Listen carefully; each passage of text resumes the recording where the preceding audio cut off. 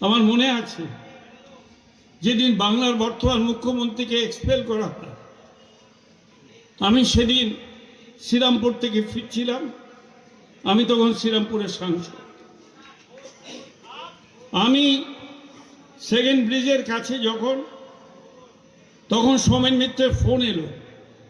সীতারাম কেশরী বলেছেন টেলিফোন করে যে you have to do it, okay তোমায় এক্সপেল করতে হবে, কারণ আমরা করেছি।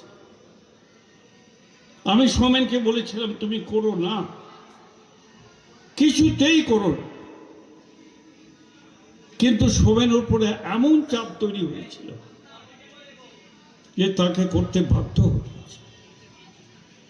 আর প্রায়শ্চিত্তটা সেই জন্য কংগ্রেস দলকে আজও করতে হচ্ছে।